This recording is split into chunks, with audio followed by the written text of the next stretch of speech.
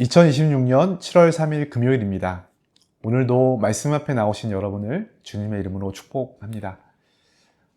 우리가 매일 맞이하는 아침이지만 어떤 이에게는 이 아침이 고통에서 해방되는 안도의 시간일 수 있고, 또 어떤 이에게는 여전히 해결되지 않은 삶의 문제를 또다시 마주쳐야 하는 그러한 무거운 시간일 수도 있습니다. 오늘 함께 읽을 시편 3편은 인생의 극심한 밤을 지나 거룩한 아침을 맞이한 한 사람의 정직한 고백이자 신뢰의 기도입니다. 시편 3편의 표제는 다윗이 그의 아들 압살롬을 피할 때 지은 시입니다. 이 시는 시편 전체에서 표제가 붙은 첫 번째 시편입니다. 다윗의 생애 가운데 일어난 역사적 사건과 연관된 13편의 시편 중에 그 첫째 자리를 차지하고 있습니다. 다윗의 인생에 수많은 위기가 있었지만 사실 이때만큼 비참하고 참담한 때는 없었을 겁니다. 다른 누구도 아닌 자신이 사랑했던 아들 압살롬이 칼을 겨누고 쫓아오는 그러한 상황이었습니다. 또한 다윗의 수하들과 또 충성스러웠던 백성들마저 다윗을 배신하고 압살롬의 반역에 가담했습니다. 수적으로도 압도적인 대적들에게 둘러싸여 목숨이 위태로운 이 극한의 위기 속에서 다윗이 어떻게 두려움을 극복하고 또 평안을 되찾았는지 오늘 본문을 함께 살펴보면서 또 묵상했으면 좋겠습니다. 오늘 말씀 함께 읽겠습니다. 여호와여, 나의 대적이 어찌 그리 많은지요. 일어나 나를 치는 자가 많으니이다. 많은 사람이 나를 대적하여 말하기를 그는 하나님께 구원을 받지 못한다 하나이다. 여호와여, 주는 나의 방패시요 나의 영광이시요 나의 머리를 드시는 자이시니이다. 내가 나의 목소리로 여호와께 부르짖으니 그의 성산에서 응답하시리로다. 내가 누워 자고 깨었으니 여호와께서 나를 붙드심이로다. 천만인이 나를 에워싸 진친다 하여도 나는 두려워하지 아니하리이다. 여호와여, 일어나소서. 나의 하나님이여, 나를 구원하소서. 주께서 나의 모든 원수의 뺨을 치시며 악인의 이를 꺾으셨나이다. 구원은 여호와께 있사오니 주의 복을 주의 백성에게 내리소서. 아멘. 먼저 다윗은 기도를 시작하며 자신이 겪는 극심한 위기의 상황을 숨기지 않고 하나님 앞에 그대로 토로합니다. 1절에서 여호와여, 나의 대적이 어찌 그리 많은지요. 일어나 나를 치는 자가 많습니다 라고 고백합니다. 다윗은 여기에서 대적의 숫자가 많다라고 하는 표현을 3번이나 반복하면서 본인이 느끼는 심리적인 그리고 환경적인 압박감이 얼마나 컸는지 드러내고 있습니다. 그러나 다윗을 정말 힘들게 했던 것은 육신을 위협하는 칼날보다 그의 영혼을 파고드는 조롱의 말들이었던 것 같습니다. 2절을 보면 많은 사람들이 다윗을 향하여 말하기를 그는 하나님께 구원을 받지 못한다 라고 하면서 조롱합니다. 공동번역이 제일 적나라하게 번역하고 있는데 너 따위는 하늘마저 버렸다, 이렇게 아픈 말로 그의 마음을 후벼파고 있습니다. 실제로 다윗이 지금 아들에게 쫓기는 비참한 신세가 된 것이 자신의 죄과로 인한 것이었기 때문에 어쩌면 이 말은 더 아픈 말이었을 겁니다. 그런가, 정말 하나님이 나를 버리신 건가? 라고 하는 생각이 들 만큼 원수의 이 조롱은 다윗의 마음을 가장 아프게 찌르는 말이었습니다. 어쩌면 환경과 상황이 가져다 주는 위기 자체보다 우리의 영혼을 흔드는 이러한 아픈 말들이 더 힘든 법이죠. 다윗은 그 마음을 부여잡고 하나님 앞에 탄식하고 있습니다. 그러나 3절부터 4절까지에서 다윗은 하나님을 향하여 고개를 듭니다. 한글 성경에는 생략되어 있지만 원문의 3절은 그러나 라고 시작합니다. 상황이 이토록 참담할 때 보통 사람들은 절망에 함몰되어 낙심에 머물고 있지만 다윗은 그 상황에 함몰되지 않는 그러나의 반전으로 하나님을 바라보면서 이렇게 고백합니다. 그러나 여호와여, 주는 나의 방패시요 나의 영광이시요 나의 머리를 드시는 자이시나이다. 여러분, 우리의 탄식의 날 가운데에도 이 그러나의 반전이 반드시 고백될 수 있기를 원합니다. 다윗은 자신을 향한 대적들의 조롱 섞인 소리에 귀를 닫고 이제 눈을 들어 여호와 하나님을 바라보았습니다. 다윗이 바라보며 고백하는 하나님은 나의 방패, 나의 영광, 나의 머리를 드시는 자였습니다.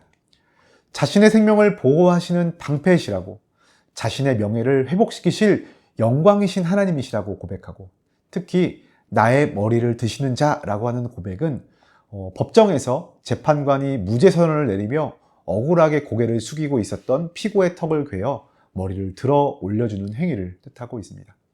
즉 세상은 다윗이 버림받았다라고 정죄하고 고개를 숙이게 만들었지만 하나님만큼은 그의 억울함을 아시고 그의 무죄와 명예를 회복시켜 주실 재판관이 되신다라고 하는 확신입니다. 상황을 바라보며 주위의 말에 귀를 기울일 때 그 입에서 나오던 모든 탄식들은 이제 눈을 들어 방패이시며 영광이시며 내 머리를 들게 하시는 이이신 하나님을 바라볼 때 신뢰의 고백으로 바뀌게 되는 것입니다. 그래서 다윗은 4절에서 내가 나의 목소리로 여호와께 부르짖으니 그의 성산에서 응답하신도다 라고 고백합니다. 과거의 모든 어려움 속에서 신실하게 응답하셨던 언약의 하나님이 지금 이 순간에도 그리고 또한 장래에도 변함없이 통치하시는 거룩한 산, 주의 성산 예루살렘에서 공의를 행하시며 마침내 자신을 회복시키실 것을 확신하며 하나님을 향한 신뢰를 올려드리고 있습니다. 자, 이렇게 하나님을 향한 신뢰가 다윗의 마음에 가득했을 때 그의 심리에도 큰 변화가 일어납니다. 여전히 위협은 남아 있습니다. 여전히 그가 처한 그 밤은 원수의 시간이었습니다. 여전히 내일은 불확실합니다. 그럼에도 다윗은 평안히 누워 잠을 청할 수 있게 됩니다. 5절에 내가 누워 자고 깨었으니 여호와께서 나를 붙드심이로다. 반란군의 추격, 무장한 군사들이 자신을 잡기 위하여 지근거리까지 쫓아오고 있는 상황에서 잠을 청할 수 있다라고 하는 것은 어쩌면 불가능해 보입니다. 그러나 다윗이 그 속에서 평안히 누워 잠들고 다시 깰 수 있었던 것은 바로 하나님에 대한 신뢰에서 오는 것입니다. 인생의 고비에서 큰 고통과 염려의 시간을 보내보신 분들은 밤잠을 이루지 못하는 그 순간의 고통을 아실 것 같습니다. 그러나 다윗의 그 밤은 괴로워하다가 지쳐 쓰러져 잠드는 괴로움의 시간이 아닌 하나님에 대한 신뢰로부터 주어진 평안히 잠든 밤이었습니다. 유명한 구절이죠. 시편 127편 2절 여호와께서 그의 사랑하시는 자에게 잠을 주시는도다 라고 하는 이 구절도 이러한 맥락입니다. 이 영적인 평안을 소유한 다윗은 6절에서 담대하게 외칩니다. 천만인이 나를 에워싸 진을 친다 해도 나는 두려워하지 아니하리이다. 다윗은 수많은 대적의 숫자를 천만인으로 극대화하여 표현하면서도 히브리어 가장 부정어인 로라는 단어를 가지고 문장 첫머리에 배치하여서 결단코 두려워하지 않겠다라고 하며 선포하고 있는 겁니다. 눈앞에 펼쳐진 암울한 현실보다 자신을 덮고 계신 하나님의 크기가 훨씬 더 크고 앞선다라고 하는 사실을 깨달았기 때문입니다. 자, 이제 7절부터 8절에서 다윗은 이렇게 선포합니다. 승리를 완전히 확신하며 하나님의 그 즉각적인 개입을 요청하는 선포입니다. 일어나소서, 구원하소서. 이러한 명령형 동사를 사용하여서 지체하지 마시고 지금 즉시 역사해 주실 것을 강하게 호소합니다. 그리고 이어서 주께서 나의 모든 원수의 뺨을 치시며 악인의 일을 꺾으셨나이다 라고 고백합니다. 뺨을 치는 것은 모욕을 주는 행위이고 또 이를 꺾는다라는 것은 맹수의 이빨을 부러뜨려서 더 이상 아무런 위협도 가하지 못하게 무력화시켰다라고 하는 비유적인 표현입니다. 다윗은 아직 구원이 완료되지 않은 상황 속에서 완료형 시제를 사용하면서 하나님이 이미 승리를 이루셨음을 강하게 확신하고 있습니다. 그리고 마지막 8절에서 그의 기도는 정점을 향합니다. 구원은 여호와께 있사오니 주의 복을 주의 백성에게 내리소서. 구원은 인간의 힘이나 노력이 아닌 오직 하나님께로부터 오는 것임을 선포하며 그의 기도의 마지막은 그저 자신의 구원에만 머물지 않고 공동체 전체에 임할 하나님의 복을 간구하고 있습니다. 이 주의 백성에는 어쩌면 지금 자신을 배신하고 압살롬을 따랐던 무리들까지도 포함하고 있는지 모릅니다. 여러분, 오늘 본문은 탄원을 거쳐서 여호와에 대한 신뢰로, 그리고 그 신뢰는 상황을 넘어서 평안으로, 마침내 구원에 대한 확신과 선포로 마무리되고 있는 것입니다. 이 말씀이 여러분 오늘 우리의 삶을 향하여 무엇을 묻고 있습니까? 첫째로, 지금 우리의 시선은 환경의 크기에 머물러 있습니까? 아니면 하나님의 크심을 향하고 있습니까? 우리는 인생의 위기를 만나면 대적의 숫자나 문제의 크기를 보면서 낙심할 때가 많이 있습니다. 내 지출의 크기, 내 질병의 깊이, 나를 향한 사람들의 차가운 시선과 조롱의 말을 깊이 묵상하면서 그 크기를 생각하고 또 절망을 스스로 키워나갈 때가 많이 있습니다. 그러나 믿음은 내 삶에 거대한 확신이 갑자기 생겨나는 것이 아닙니다.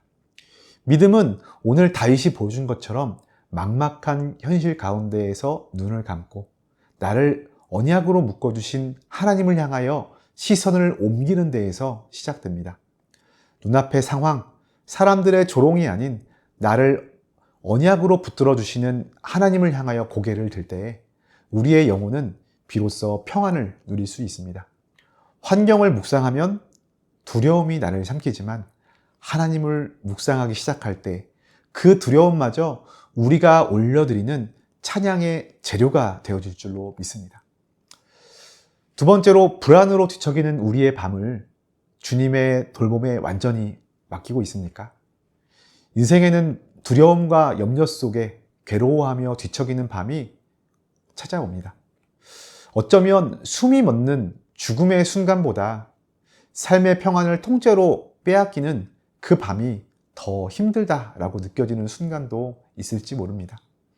그러나 오늘 본문에서 다윗이 그 두려움의 밤, 원수의 포위망 속에서도 평안히 잠들 수 있었던 것은 자신의 안전을 책임질 능력이 자신에게 없음을 인정하고 온전히 주님의 붙드심을 신뢰했기 때문입니다.